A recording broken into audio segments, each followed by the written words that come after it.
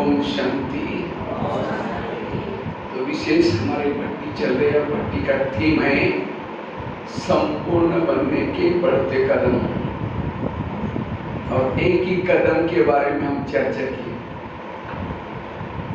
और वैसे बहुत कदम है। तो सवेरे का कदम क्या था? व्यर्थ संकल्प से मुक्त, समर्थ सोच, कारणों का निवारण, समस्याओं का समाधान। व्यर्थों से क्या क्या होता है, कितनी बीमारी होती है, कैसे संबंध बिगड़ते हैं, साथ में व्यर्थों से मुक्त बनने के लिए क्या करें, उसके लिए कर्मों की बुरी गति बताई, उसमें कितनी सारी एग्जाम्पल बताया। आगरा वाली घटना, वो बच्चे वाली घटना, दूसरी बताई जो हुआ अच्छा हुआ, मंत्र वाली घटना, तीसरी बताई ड्रामा को पसंद करना, वाह ड्रामा, वाह वाह बाबा वाह। चौथी बताई चौथी कौन सी बताई? कोई कुछ भी कहता है ऐसी बातों को, गधे वाला एग्जाम्पल। और पांचवा बताया निगेटिव को क्या बना दो पॉजिटिव। उसमें तुकाराम महाराज की एग्जाम्पल सुनाया, कई बातें सुनाई, मेरे खुद का भी अनुभव सुनाया। केवल मैं आपको नहीं बता रहा हूँ कि आप भी करो और मैंने किया, मेरे खुद के भी एग्जाम्पल बताए। तो ये है पहला कदम। अगर जिसने इतना भी अभ्यास किया संकल्प को बचाने का, वो संपन्न बन सकता है। दूसरा कदम है पर चिंतन की बातों से बचना। अगर मुझे संपन्न बनना है, संपूर्ण बनना है, किसी का भी पर चिंतन नहीं करना। पर चिंतन समझा? भाई लोग भी करते हैं और माताएं ज्यादा ही करते हैं। इसमें से कोई ऐसा बैठा है सभा में, हम कभी भी किसी का परिचिंतन करते भी नहीं और किसी को सुनाते भी नहीं, किसी का सुनते भी नहीं। अगर ऐसा होगा तो कोई हाथ खड़ा करना, लेकिन झूठ बोले कौवा काटे। अगर झूठ बोलेगा जाते समय कौवा कट करके काटते जाएगा। तो बताओ कौन कौन बैठा है यहाँ? पर चिंतन नहीं करने वाला कौन कौन बैठा है? कोई नहीं, मन सब करते हैं।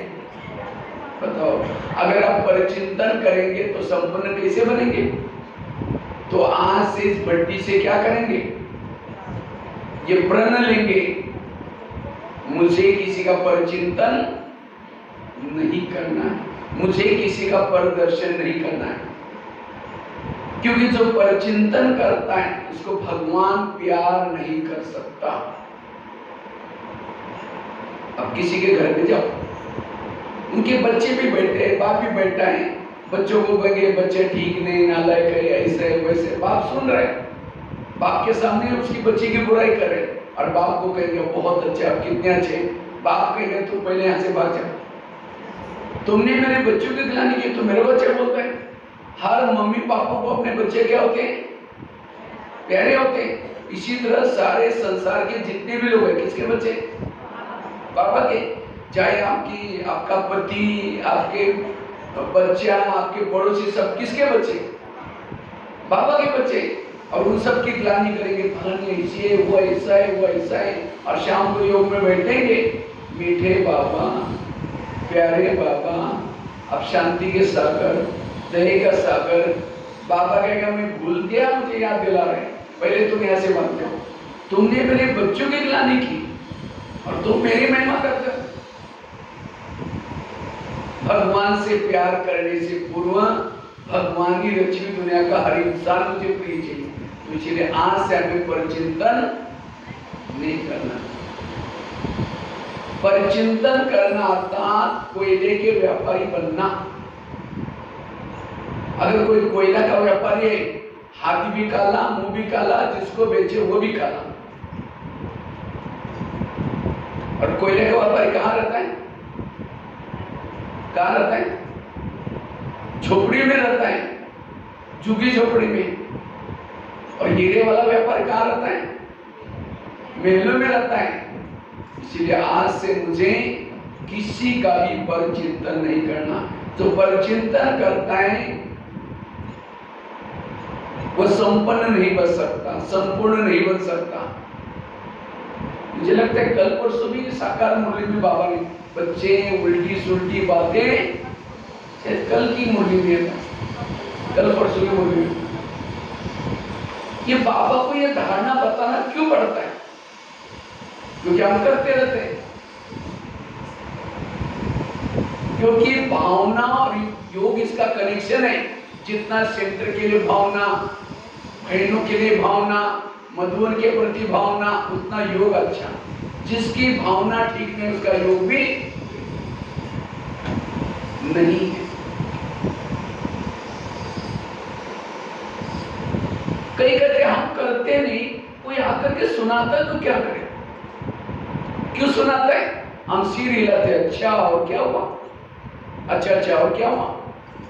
जैसे आपके घर में कोई कचरा लाकर डालेगा, आप क्या करेंगे? कोई कचरा लाकर डाल रहे आपके घर में, क्या बोलेंगे? आपका बहुत बहुत धन्यवाद, रोज आया करो और जहाँ पूजा होती है वहां डाला करो, ऐसे बोलेंगे। तो परचिंतन एक कचरा है, कोई डाल रहे हैं, लेकिन हम क्या करते हैं? उसको चाय पानी पिलाएंगे, भगाने की तो छोड़ो, चाय पानी पिलाएंगे। ये ज्ञान है। ज्ञान में ऐसा नहीं कि कई कहते योग नहीं लगता, बाबा प्यार नहीं करता। क्यों नहीं करता? योग ज्ञान में ऐसे नहीं कि भक्ति मार्ग में मंदिर में गए, पूजा किया, फिर सारा दिन कुछ ही किया, ये नहीं। सारा दिन हमारा स्टूडेंट लाइफ है। सारा दिन मुझे परचिंतन से बचना, हंस बन करके रहना। सरस्वती माँ किसके ऊपर बैठी है? हंस के ऊपर बैठती थी। हंस कहां तैरता है? पानी के ऊपर, और उसमें सरस्वती माँ बैठी है। एक सरस्वती माँ तो छोड़ो, एक छोटी सी बच्ची को बिठाओ उसके ऊपर, क्या हो जाएगा? डूब जाएगा। और सरस्वती माँ तो कितनी बड़ी है। तो ज्ञान उसके दिमाग में बैठते हो जब हंस है। हंस मतलब हंस को पानी और दूध मिलाकर दो तो क्या करता है? पानी को छोड़ देता है, दूध को पी लेता है। कंकड़ मोती इकट्ठे करके दो, कंकड़ को छोड़ेगा, मोती चुभेगा। तो जो बीके बनने के बाद, ज्ञान में चलने के बाद, तो दूसरे की अच्छाई देखता है वो है हंस, और जो बुराई को छोड़ देता है वो है हंस। और जो ज्ञान में चलने के बाद अच्छाई को छोड़ देता है और बुराई को देखता है वो है कौवा। वो कौन है?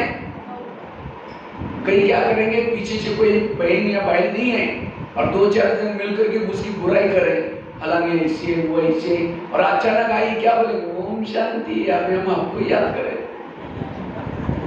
मुख में राम, बगल में छुरी।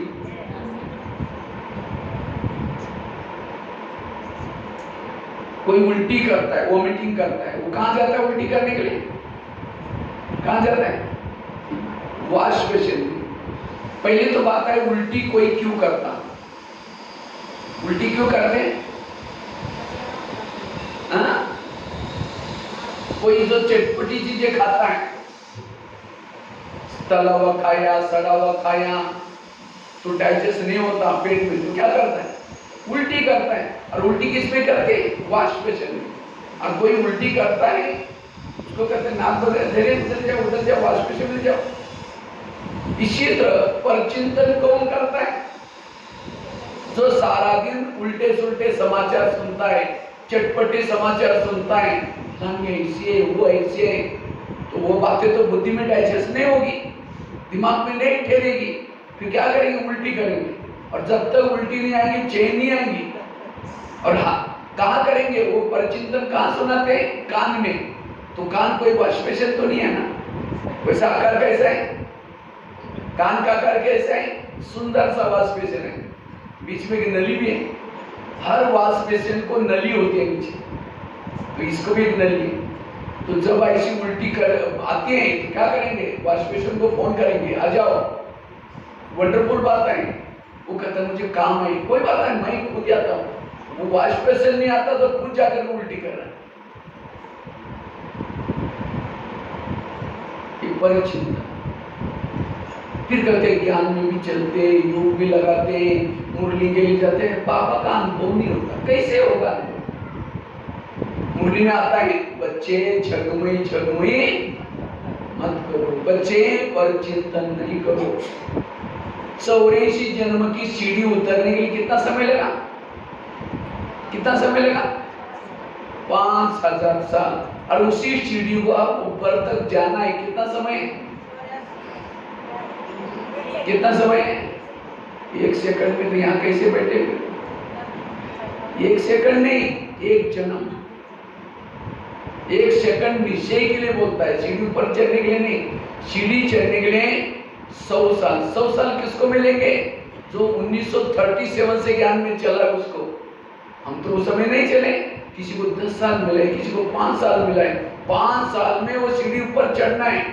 थोड़ा योग लगाया, आधी पौन सीढ़ी चढ़ गई। थोड़ा सेवा किया, सीढ़ी चढ़ गई।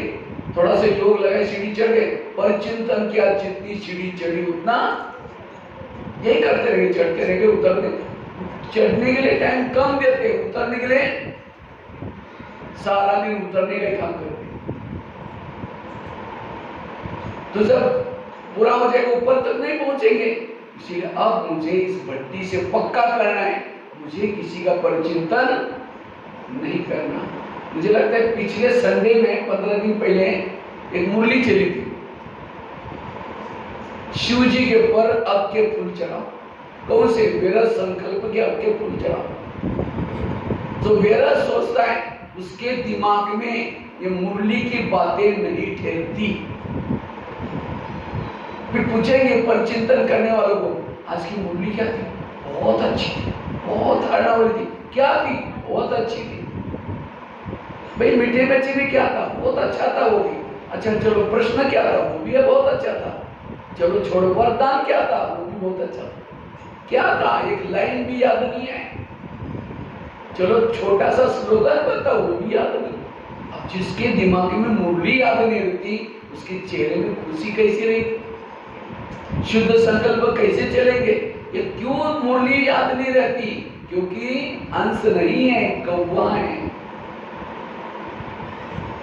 सरस्वती को दिमाग में बिठाने के लिए हमें पर चिंतन की बातों से बचना। अगर कोई आकर के सुनाता है, कोई सेंटर की बहनों की, उसको हाथ जोड़ो, ऐसे हमको बातें फालतू नहीं सुना। पर चिंतन करने वाला ब्रह्मा कुमारी से निकल जाता है। तो आपको जानना है या रहना है?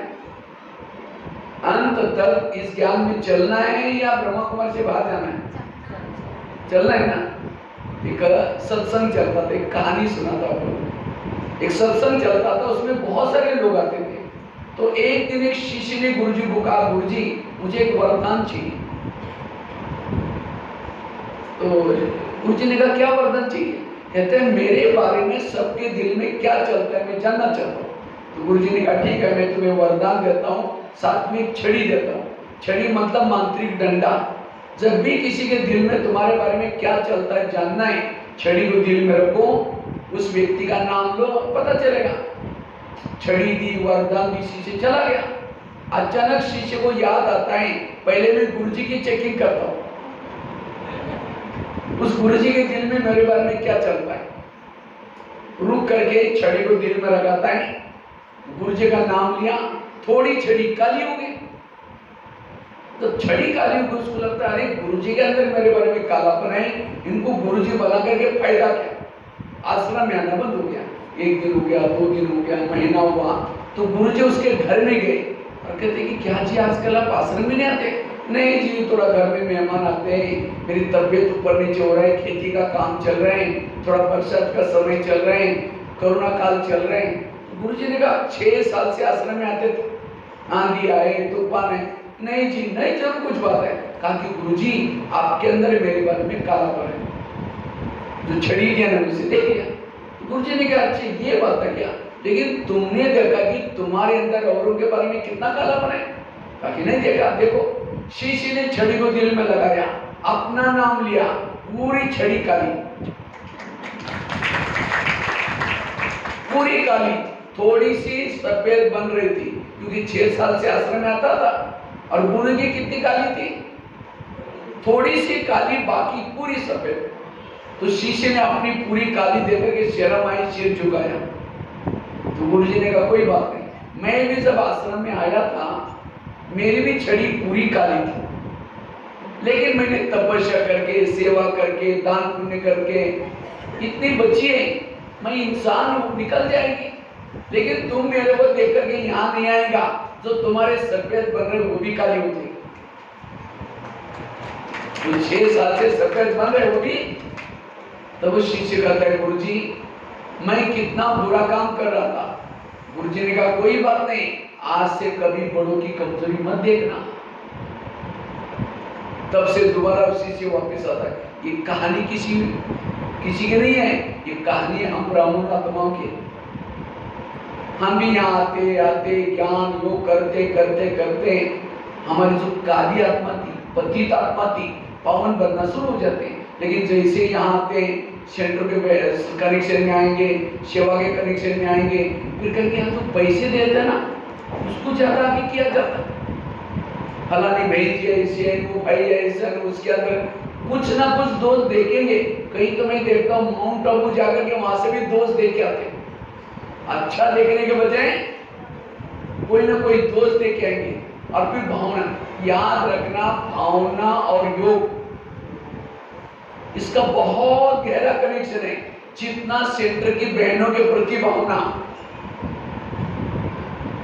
जितना मधुर के प्रति भावना, उतना योग ऊंचा। आज जिस देवी को आप युगों युगों से मंदिर में जाकर पूजा करते थे, उसको क्या बोलते थे? देवी दर्शन दे दो, देवी थोड़ा मेरा प्रसाद खा लो। खाया कभी देवी ने, मूर्ति ने? आज वही चैतन्य रूप में देवी है। ये जो बहने कौन है? वही देवी है।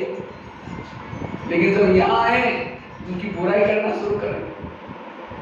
इसलिए बहनों के आज कोई भी ब्रह्मा कुमारी की दृष्टि हमारे पर पड़ना, उनके साथ बात करना, उनके संग में आना, इसके जैसा सौभाग्य और कोई नहीं है। चैतन्य ने देवी या हमारी, इसलिए कोई भी किसी की भावना बिगड़ने वाली बातें सुनाता है, सुनना नहीं है। जिसको ही बाबा मुरली में कहते हैं, बच्चे संग दोष से बचे रहो। संग दोष मतलब कोई अज्ञानी आत्मा नहीं, कोई ज्ञानी आकर के किसी की बुराई सुनाता है, वो भी संग दोष है। सिर्फ पर चिंतन से बचना। एक शिष्य था, रोज क्या करता है, एक दिन वो भगवान के पास गया और भगवान को क्या बोलता है? भगवान मुझे आगे बढ़ना है, मैं उन्नति करना चाहता हूँ। तो भगवान ने कहा ठीक है, मैं तुम्हें उसके लिए वरदान देता हूँ और साथ में 2 थैले देता हूँ। भगवान ने कहा अगर तुम आगे बढ़ना चाहते हो, उन्नति करना चाहते हो, एक थैले को तुम पीठ के पीछे रखना और दूसरे थैले को आगे रखना। और भगवान ने कहा जो पीठ के पीछे थैला है, तुम्हारे आस पास पड़ोस में जो भी लोग रहते हैं, उस सभी के अंदर जो बुराई है उसकी चिटकी बना के कर रखी है पीछे वाले थैले में, उसको बांध करके पीछे रखना, देखना नहीं, उसके बारे में सोचना नहीं। और आगे वाला जो थैला है, तुम्हारे अंदर जो बुराई है, दोष है, तुम जिद्दी हो, किसी को नहीं मान, वो दोष है, उसकी चिटकी है, उसको खुला रखना। जब भी तुमको टाइम मिलता है, हाथ डाल कर देखना कि मेरे अंदर क्या बुराई है और उसको परिवर्तन करना। तुम्हें सुख मिलेगी, शांति मिलेगी, सब कुछ मिलेगी, प्रगति में जाओ। लेकिन थैले का ध्यान रखना। उसी से कहता भगवान मैं ऐसे करूंगा, मुझे सुख शांति चाहिए, तो थैले लेके चला गया। कुछ साल के बाद वो भगत क्या करता है? पीछे का थैला आगे करता है और आगे का थैला, जैसे उसने थैले उल्टे के, वरदान उल्टे हो गए। फिर भगवान के पास आता है, कहता है भगवान मुझे सुख मिला ही नहीं, मुझे शांति मिली नहीं। भगवान ने कहा अच्छा तुमको जो मैं थैले दिया था उसको कहाँ रखा? कहता भगवान मैंने आगे पीछे किया। भगवान ने कहा यही तुम्हारे दुखों का कारण है। ये कहानी किसी और की नहीं, किसकी है? हम भी यहाँ आते आते हमें तो कई बाबा को कहेंगे बाबा मुझे थोड़ा सुख चाहिए, मुझे योग लगाना है, मुझे। बाबा कहते हैं ठीक है मैं तुम्हें वरदान देता हूँ और साथ में 2 थैले देता हूँ, दूसरे की बुराई को पीछे और अपनी बुराई को। लेकिन आप बाहर जाकर के क्या करते हैं? दूसरे की बुराई को आगे करेंगे और अपनी बुराई को पीछे। फिर कहेंगे बाबा हम तो इतना दिन से ज्ञान में चलते हैं, मधुबन में भी जाके योग नहीं, क्यों नहीं लगता? क्योंकि हम पीछे का थैला क्या करते हैं? तो आज से इस भट्टी से पर चिंतन से बचना। सवेरे मैंने अपना अनुभव सुनाया था। अभी भी अगर मैं किसी का परिचिंतन करूंगा, मेरा योग नहीं लगेगा, मेरी स्थिति बिगड़ जाएगी। अभी भी ये मेरे अपने अनुभव से आपको सुना रहा हूं। इसलिए आज से हमें इससे बचना। ये है दूसरा कदम। अगर मुझे संपूर्ण बनना है, ये समय पर चिंतन करने का नहीं है, ये समय किसी को देखने का नहीं है, अपने आप को देखो, सो चिंतन करो। पर चिंतन पतन की जड़ है, सो चिंतन उन्नति की सीढ़ी है। तीसरा कदम है, अगर मुझे संपन्न बनना है, क्या बात है, माता की घड़ी को देखना शुरू किया। माता घड़ी को क्या देख रहे? आप लोगों को टाइम क्या मिला है? 6 बजे। तो 6 बजे मैं घड़ी पर चलता हूँ, बिल्कुल 6 बजे मैं अपने आप बंद करूंगा। तब तक घड़ी की तरफ नहीं देखना, क्योंकि एक देखेंगे तो दूसरा सबका ध्यान चलेगा। चांस मुश्किल से मिला हुआ है और फिर घड़ी की तरफ देखते रहेंगे तो ये क्या हो जाएगा? ठीक है, कोई हलचल नहीं करना है। 6 बजे बराबर पूरा हो जाएगा। ठीक है। हाँ, किसी को इसी के पहले भी जाना है तो जाके के बहनों से छुट्टी लेके चुपके से चले जाना, इधर उधर घड़ी की तरफ नहीं देखना। ठीक है। तीसरा कदम है, अगर मुझे संपूर्ण बनना है, आज से 3 धारणा पक्की करो। एक तो अमृत वेला का योग अच्छा करो। दूसरा, क्लास जहाँ भी आप यहाँ क्लास में करते हैं, पाठशाला में जाते हैं, क्लास के पहले थोड़ा सा योग करने की आदत डालनी है। और तीसरा, रोज मुरली सुनना है सेंटर पर आकर के। अगर ये 3 धारणाएं भट्टी से करके जाएंगे, आप संपन्न बनेंगे। क्योंकि ये 3 चीजों से सवेरे सवेरे आत्मिक स्थिति बनती है। तो अमृत वेला कौन कौन उठता है? हाथ खड़ा करो। अमृत वेला कौन कौन करता है? ऐसा नहीं, ऊंचे ऊंचा थोड़े लोगों। क्या बात है? आज से क्या करेंगे? अमृत वेले के ऊपर। अच्छा, कोई उठते भी होंगे, कोई अमृत वेला उठता है, लेकिन उसका चुपचाप कोई वीडियो बनाया जाए अमृत वेला योग करते समय का, और उसी वीडियो को उसको दिखाया जाए सवेरे का आप योग कर रहे थे। ये मेरा है, मैंने ऐसे किया था। दीवार के सारे बैठे, मुंह खुला के बनाए। 2 बार मच्छर अंदर भी गया और मुंह में बाहर गया, पता भी नहीं चला। अगर ऐसे ही योग करेंगे तो आत्मिक स्थिति कैसी बनेगी? इसलिए आंखें खोल करके बैठना। अगर आपके घर में कोई मेहमान आता है, किसी बहुत बड़े मेहमान को बुलाओ। मेहमान घर में आया, आने से पहले कुंडी लगा करके सो जाओ, दरवाजा बंद कर दे। वो बेल बजा रहे, घंटी बजा रहे, दरवाजा नहीं खोलो, उसको कैसे लगेगा? तो कैसे लोग हैं, इन्होंने मुझे बुलाया, दरवाजा बंद किया, वो चला जाएगा। फिर फोन करो, क्या बात आप आई नहीं? वो कहेगा मैं आया था, बेल बजाई थी, घंटी बजाई थी, दरवाजे खोला नहीं, पीछे चला गया, अब अंदर ही थे। नहीं जरूरी काम है, वापिस आ जाओ। फिर आया, फिर कुंडी बंद कर दी, फिर चला जाएगा। फिर फोन करो, कहेगा आज से कभी नहीं आऊंगा, मैं आता हूँ, आप दरवाजे बंद करें। इसी तरह हम अमृत वेला उठेंगे, बाबा को निमंत्रण देंगे, मीठे बाबा, प्यारे बाबा आ जाओ, हम आपसे बातें करनी है।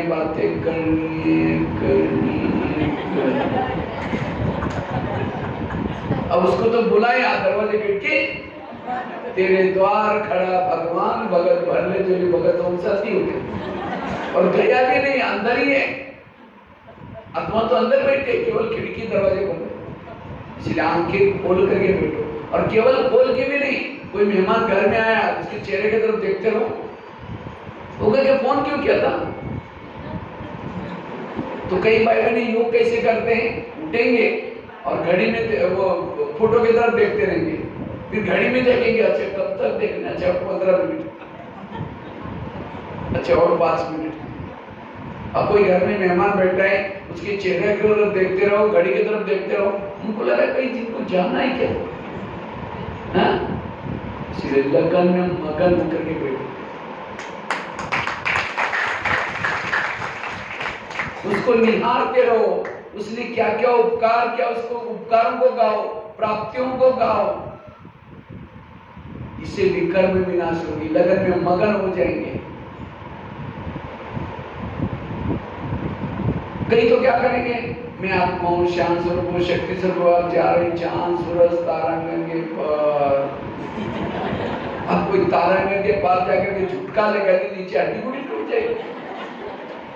एक कुमारी ने मुझे क्वेश्चन पूछा, कहते भाई साहब मैं अमृत वेला उठती हूँ लेकिन एकदम परम धाम में नहीं जाती। तो मैंने कहा क्यों? कहते उसी समय हमारे घर के ऊपर बहुत अंधेरा होता है। एक कुमार कहता भाई साहब मैं अमृत वेला उठता ही नहीं। हमने कहा क्यों? कहता अलार्म, वो नींद नहीं खुलती, पता ही नहीं जब 6 बज जाता है। मैंने कहा अलार्म लगाए करो। कहता 5 अलार्म लगा दो। फिर मैंने कहा क्या, क्यों? कहता सुनाई नहीं पड़ता। हमने कहा क्यों सुनाई नहीं पड़ता? कहता मैं सोने के लिए परम धाम में जाता हूँ और अलार्म तो एक धरती पर बजता है, बहुत बड़ा।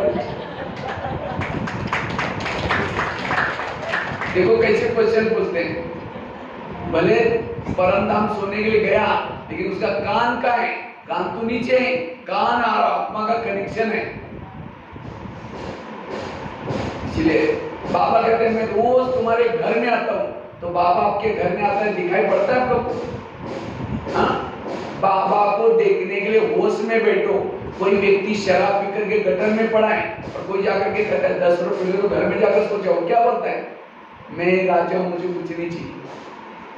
इसी तरह बाबा भी वरदानों का झोला लेके सवेरे आता है, अमृत वेला झोला लेके, कहते बच्चे कुछ चाहिए, लेकिन हम कुछ नहीं चाहिए राजा। कई तो दिन में झूमते हैं, अमृत वेला पता नहीं क्या करते होंगे।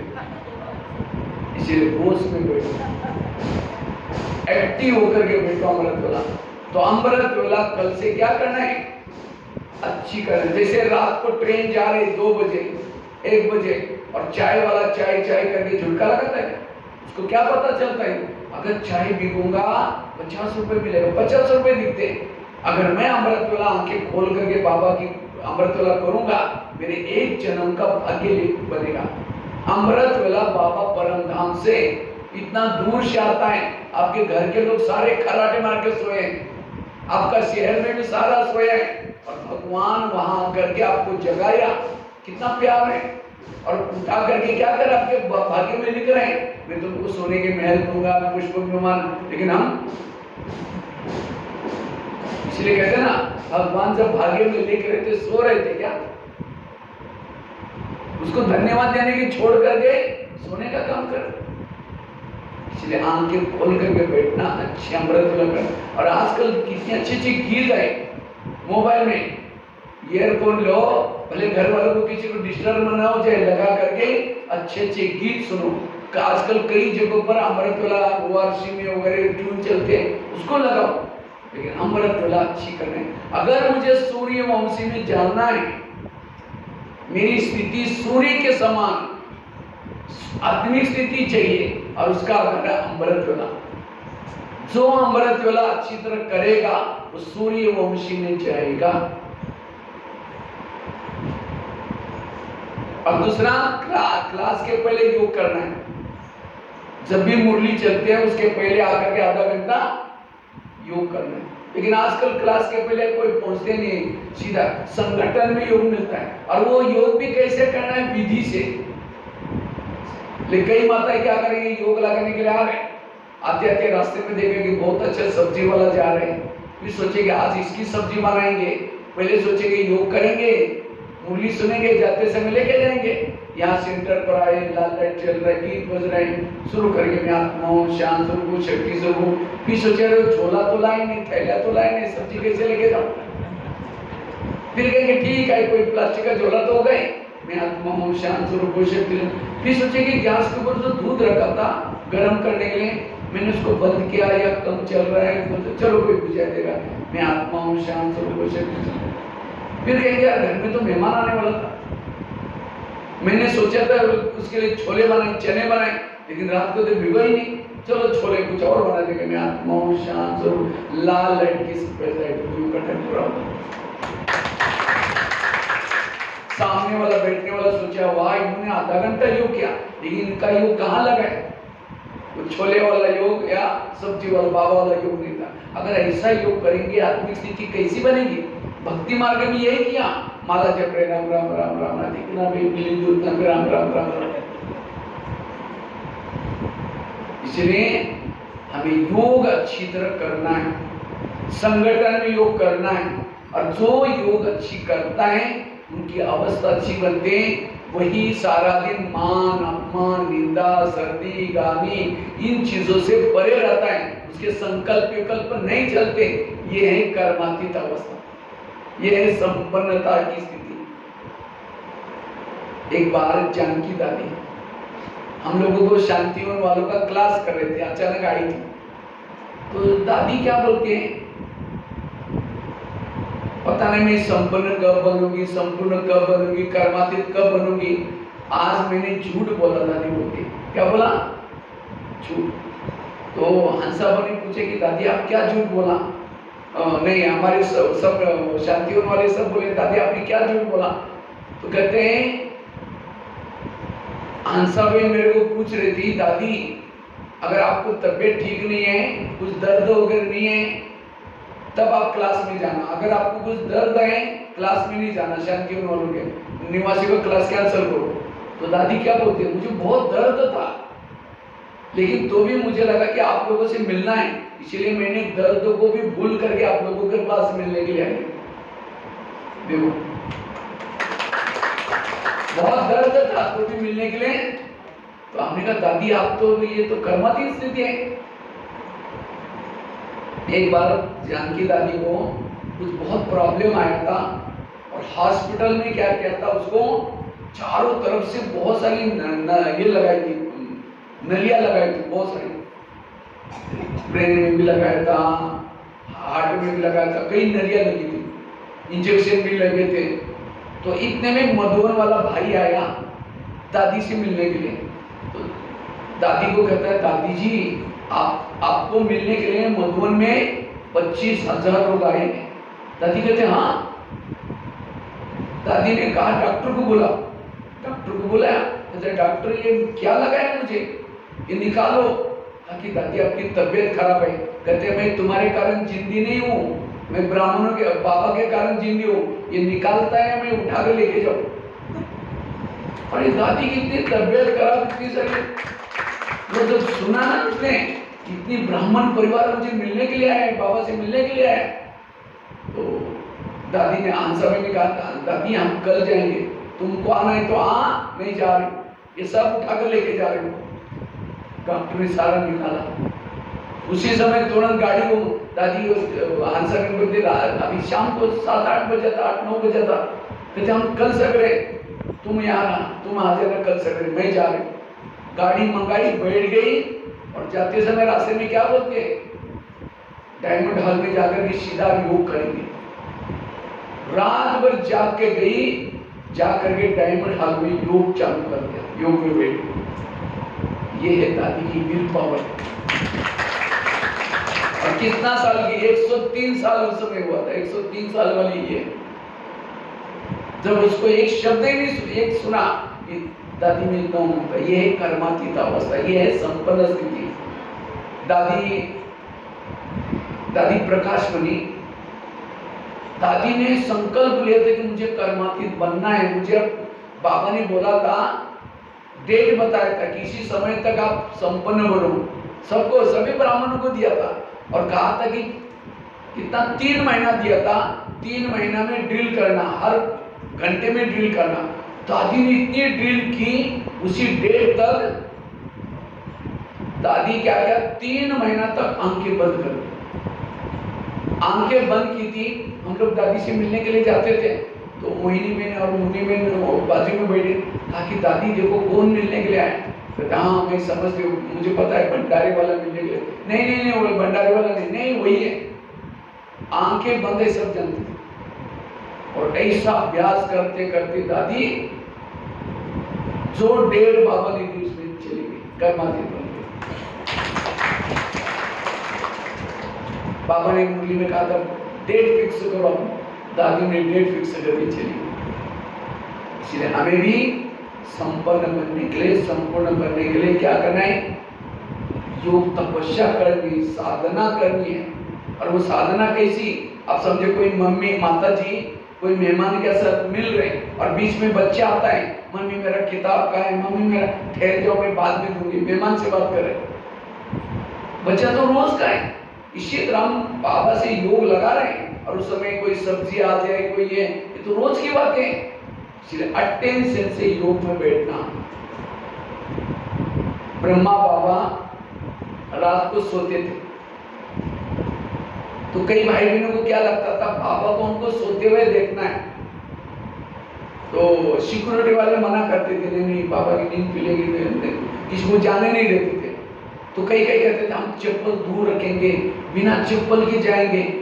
तो कई बार सिक्योरिटी बोलते ठीक है लेकिन धीमे से जाना। बाबा के पास 1 बजे रात को, 2 बजे, कितना बजे भी बाबा के आसपास में जाते थे। बाबा क्या करता था, तुरंत उठ करके बोलता था आओ आओ बच्चे, आओ बच्चे। नजदीक अंदर रूम में भी नहीं गए, बाबा के नजदीक आके पता चलता कोई आए नहीं। ये है फरिश्ता स्थिति, ये है फरिश्ता की नींद। लेकिन हम ऐसे सो जाते हैं, अगर उस खटिया को उठा करके धीरे से स्मशान तक भी लेके गए पता भी नहीं चलेगा। सवेरे उठे तो देखा स्मशान में कैसे पहुंच गए। ये है धीराभिमानी बोली। बाबा कहते हैं तुम्हें भक्तों की आवाज आना चाहिए। बाबा की आवाज आ रही, भक्तों की आवाज आती है। कई कहते बाजू में अलार्म ही नहीं बज रहे, उसकी आवाज नहीं आती, भक्तों की क्या बात है। ऐसे हमें योग की स्थिति चाहिए। रोज आपका योग अमृत वाला 1 घंटा, क्लास के पहले आधा घंटा, सारा दिन की ट्रैफिक कंट्रोल, नुमा शाम का योग और रात को सोने से पहले योग तपस्या को बढ़ाना, समय निकाल करके तपस्या, जन्म जन्मांतर के हमें विकर्म खत्म करना है तो योग तपस्या। और तीसरा मुरली कहाँ सुनने? सेंटर पर। कई तो ऑनलाइन में सुन लेते हैं, बस पूरा हो गया, नहीं हमें कई तो क्या बोलते हैं रिक्शा करना पड़ता है, कोई रिक्शा करो ये करो, उसके बजाय मोबाइल में निकाल करके सुन लो। जब तक सेंटर पर नहीं आएंगे आपके ऊपर हाजिरी नहीं लगेगी। और हाजिरी भी जरूरी है, बिना हाजिरी के बच्चे क्या करते हैं ट्यूशन में जाते हैं, लेकिन ट्यूशन कब जाते हैं? सवेरे और शाम। जब भी स्कूल का टाइम छोड़ करके स्कूल में आएंगे, पढ़ाई करेंगे, बाद में ट्यूशन लगाएंगे। इसी तरह भले आप YouTube से फेसबुक से सुनो, लेकिन कब सुनो? यहाँ आओ मुरली सुनो। पहले तो अमृत वाला अच्छी करो, फिर यहाँ आओ आधा घंटा योग करो, उसके बाद मुरली सुनो, उसके बाद दिन में भले आप YouTube से सुनो, लेकिन केवल वहां की मुरली सुनिए, मुरली कोई काम नहीं। ये 3 चीजें हमें पक्का करना है इस भट्टी से। अमृत वाला, क्लास के पहले योग, और तीसरा रोज की मुरली सुनना। जो मुरली ऑनलाइन से सुनेंगे उनकी पूजा भी ऑनलाइन से हो जाएगी।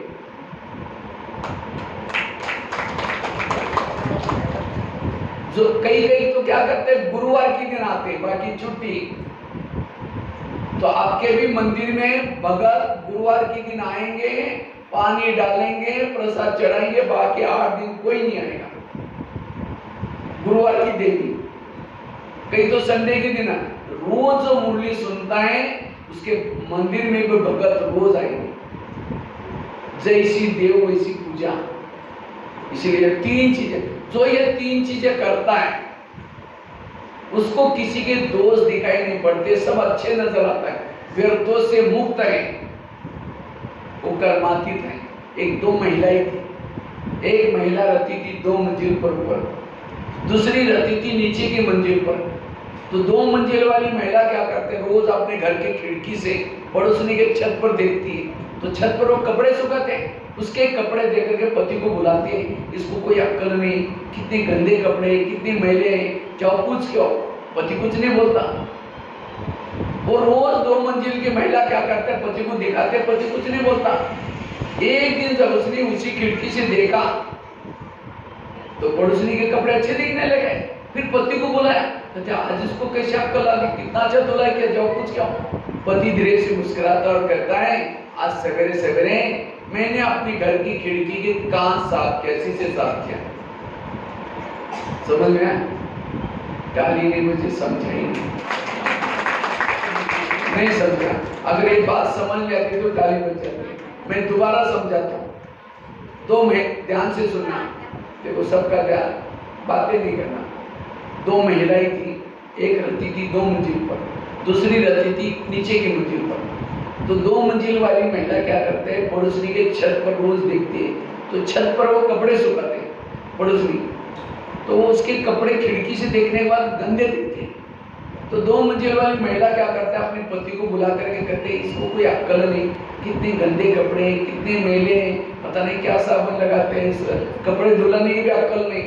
तो पति कुछ नहीं बोलता, रोज वो महिला बुला करके पति को दिखाते।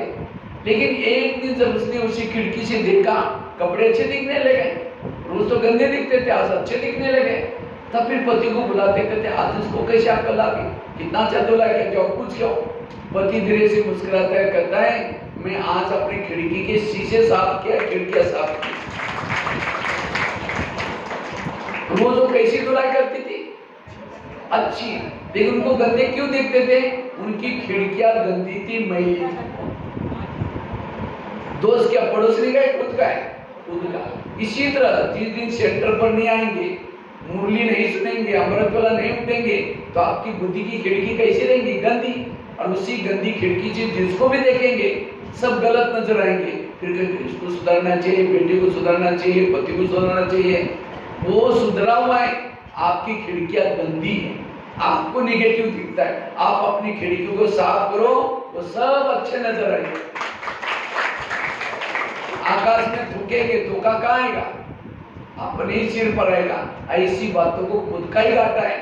अगर मुझे कोई गलत दिखता है, गलत वो नहीं, गलत मैं। इसलिए अपनी खिड़की को साफ करो। तो कौन कौन खिड़की रोज साफ करता है, हाथ खड़ा करो। खिड़की साफ कौन कौन करता है, क्या पता ऐसे ऐसे कर रहा है। खिड़की मतलब घर की नहीं। कहीं को लगता होगा घर की खिड़की तो कभी कभी साफ करते, रोज तो करते नहीं। बुद्धिरूपी खिड़की।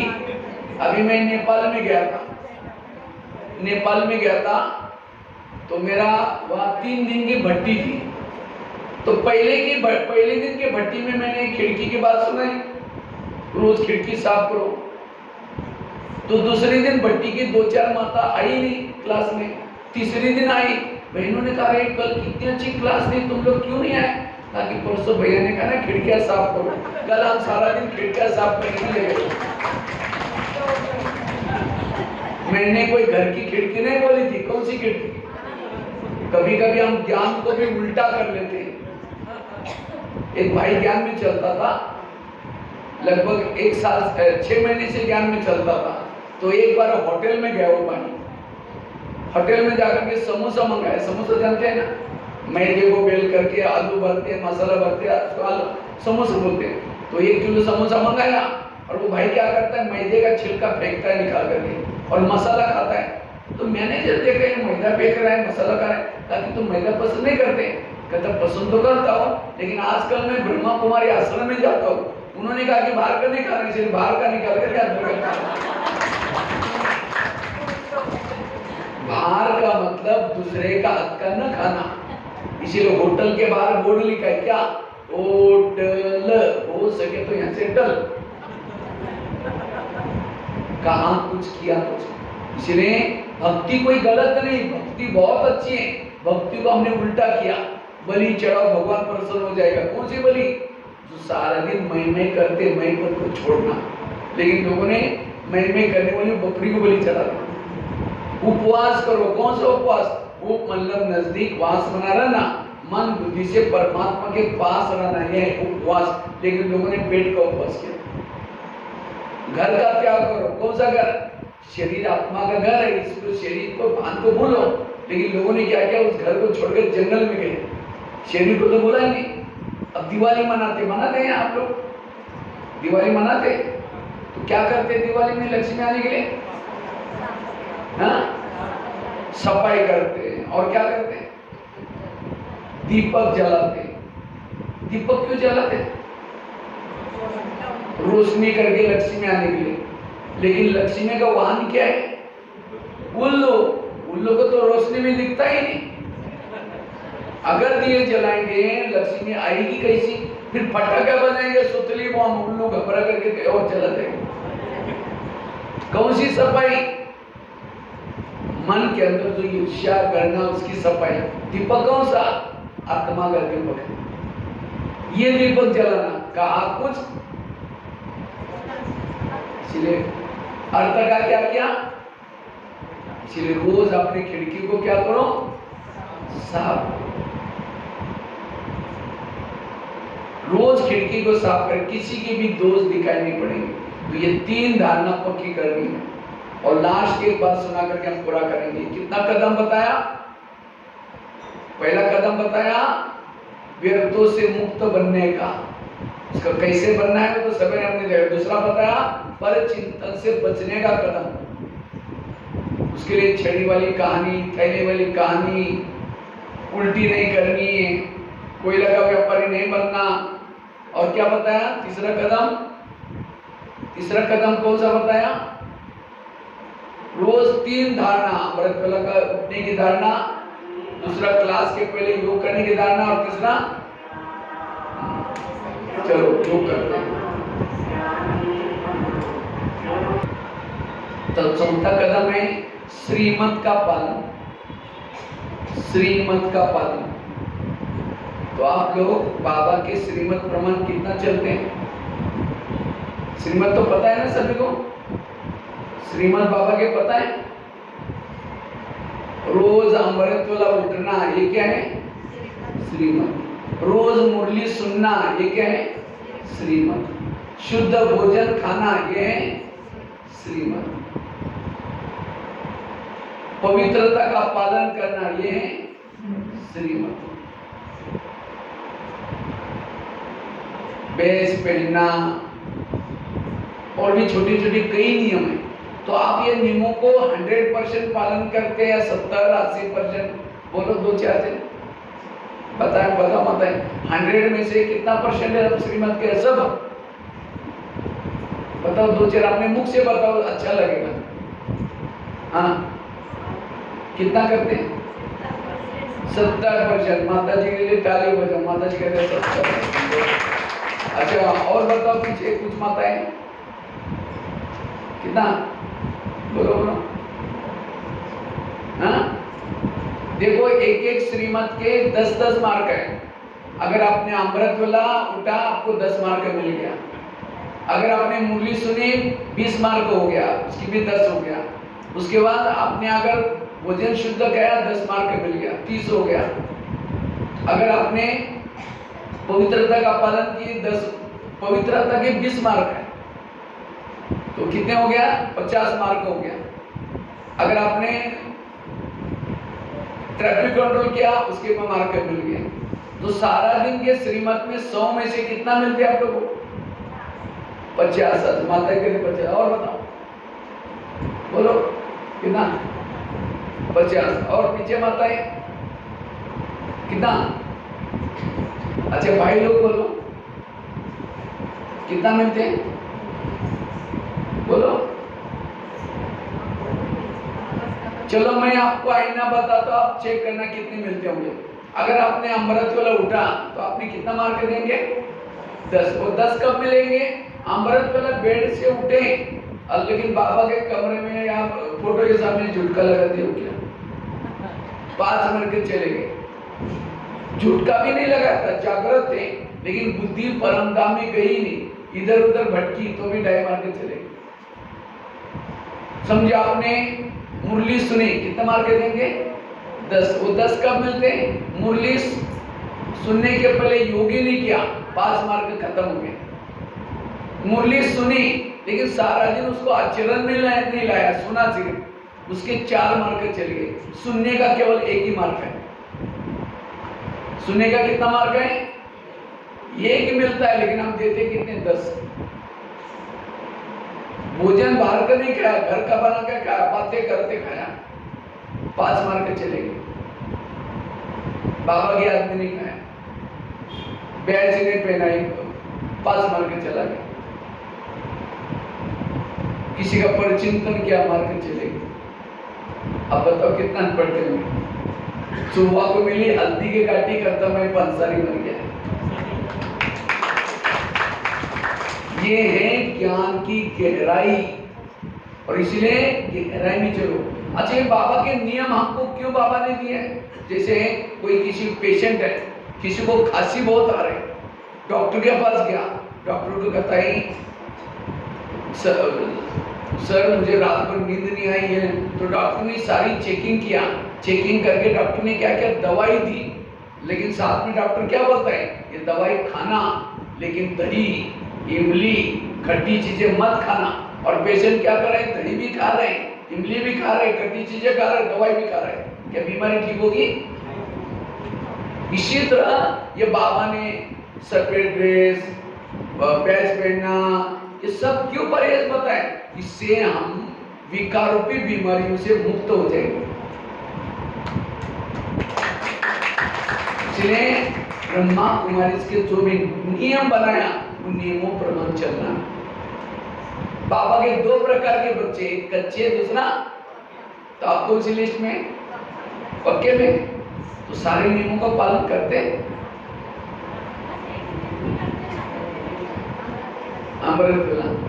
और कौन सा? यूनिफॉर्म भी नहीं, बीके वाला यूनिफॉर्म भी नहीं आपका,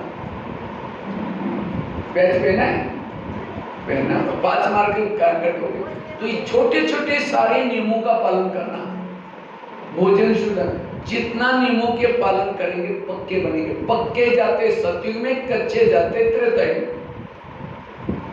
भगवान से प्यार है, उसकी निशानी उसके नियमों से प्यार है। जिस नियमों से प्यार नहीं, भगवान से प्यार नहीं। एक बार ब्रह्मा बाबा के पास एक पार्टी आई, बाबा से मिलने के लिए आए थे, तो सभी ने नहा धो करके फटाफट बाबा के पास गए।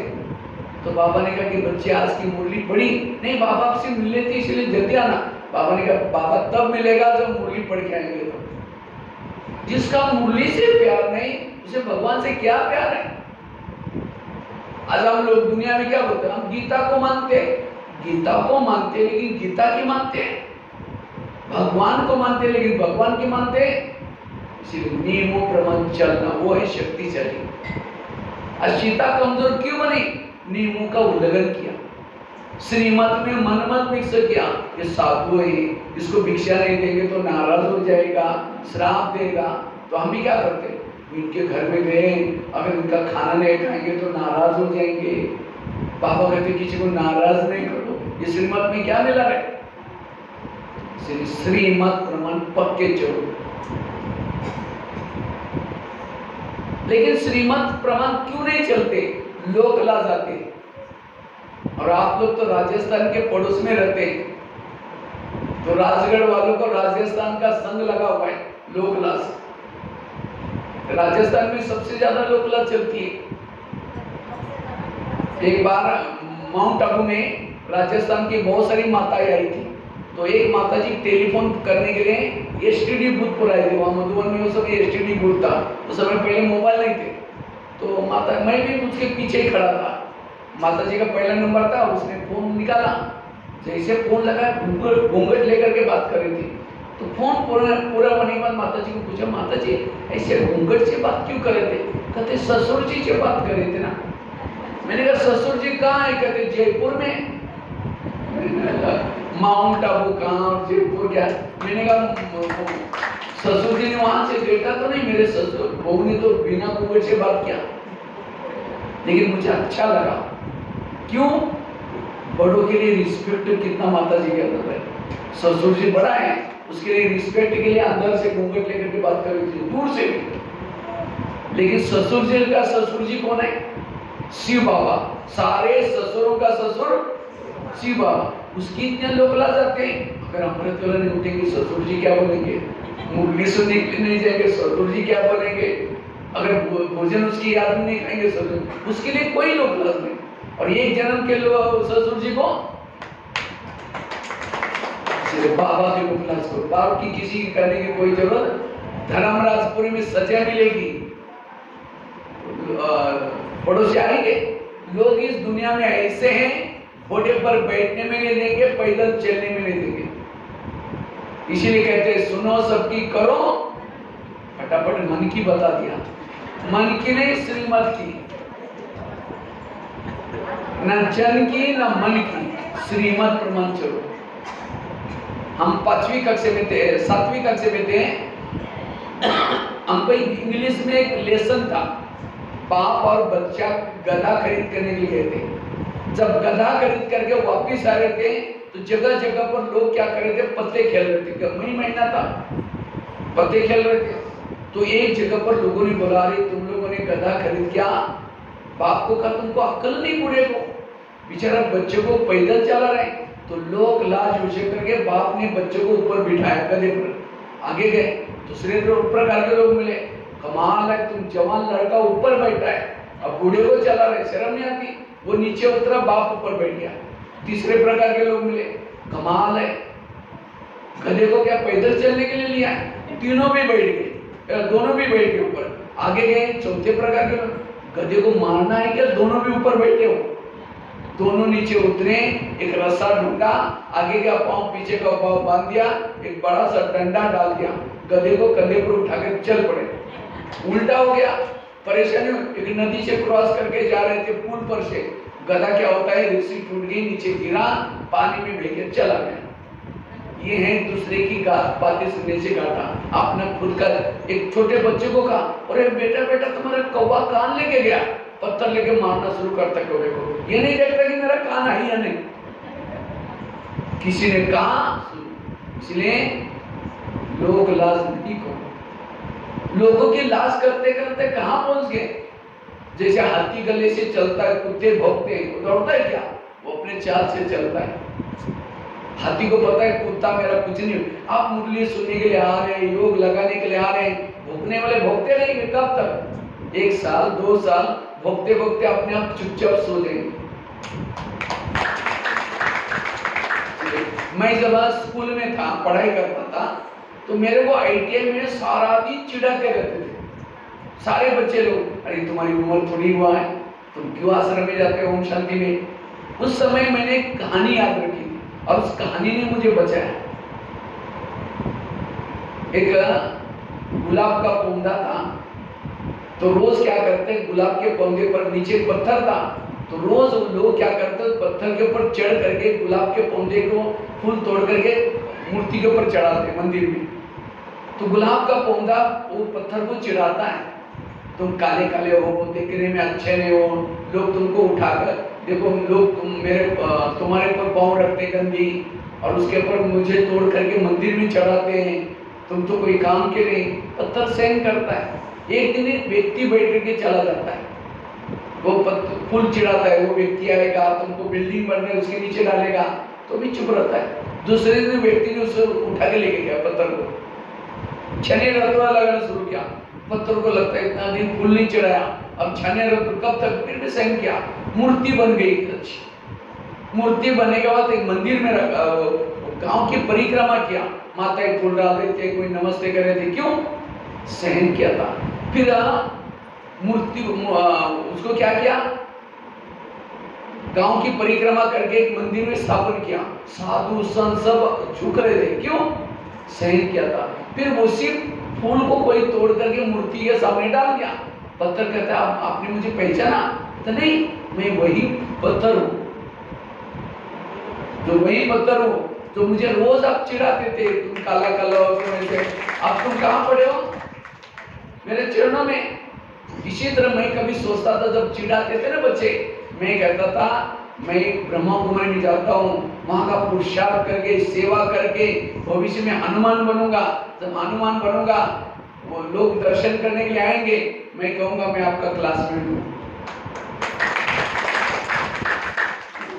तो मेरे को जब बोलते थे, मैं हंसता रहता था, तो मेरे को बोलते थे आप हंसते क्यों? मैंने कहा मैं बाद में बताऊंगा, अगर उस समय मैं कहूंगा मैं हनुमान बनूंगा, ये कहेंगे तो पूरा ही बिगड़ गया। इसी तरह आज आपको चिढ़ाते बोलते हैं, एक दिन आएगा आप ज्ञान योग करके महान बनेंगे, तो आपके पड़ोसी बोलेगा नहीं ये तो हमारी पड़ोसी है, ये तो हमारी भाभी है, ये तो मेरी पत्नी है, ये तो देवी बन गई।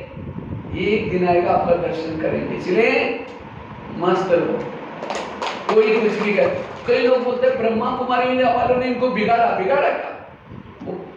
वो शिल्पकार ने पत्थर को ला करके क्या फाउंडेशन में डाल दिया, उसको और ही मूर्ति बनाया। इसी तरह बाबा कहते हैं बच्चे सहन करो, अपने नियम को कभी भी तोड़ो नहीं, और जितना नियमों प्रमाण चलेंगे संपन्न बनते रहेंगे, क्योंकि नियमों प्रमाण चलने वालों के ऊपर माया आती। बाबा कहते हैं माया मेरी बेटी है और तुम मेरे कौन हो?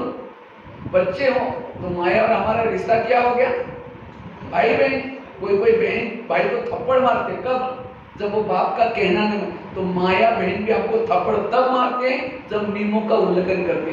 तो आज से इस भट्टी से पक्के करो, मुझे बाबा के नियमों का पालन करना है, और तब संपन्न बनेंगे, संपूर्ण बनेंगे।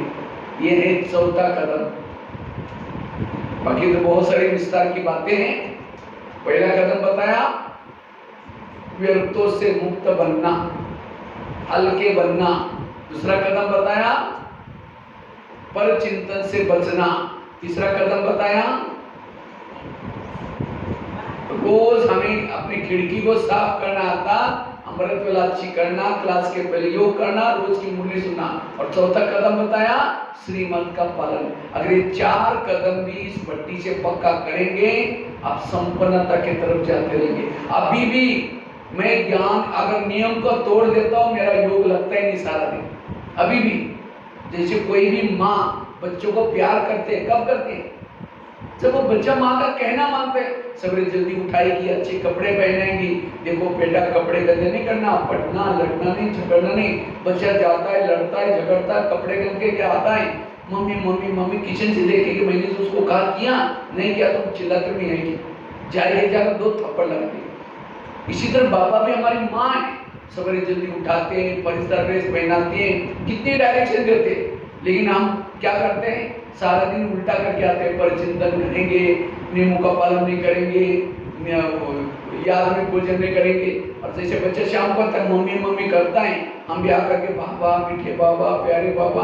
बाबा ऊपर से देखता है परमधाम की खिड़की से, मैंने जो सवेरे कहा था किया नहीं किया, तुम चिल्लाते मैं परमधाम में ठीक हूँ। बाबा कैसे प्यार करेगा? प्यार उनको मिलता है जो श्रीमत प्रमाण चलते, वो बाबा के पक्के बच्चे। इसलिए श्रीमत का पालन, हर नियमों का पालन करना। तो या 4 कदम पर चल करके संपन्नता के नजदीक पहुंचना। ठीक है? ओम शांति। अभी हम 10-15 मिनट तक योग करेंगे, सब कमर सीधी करके बैठे।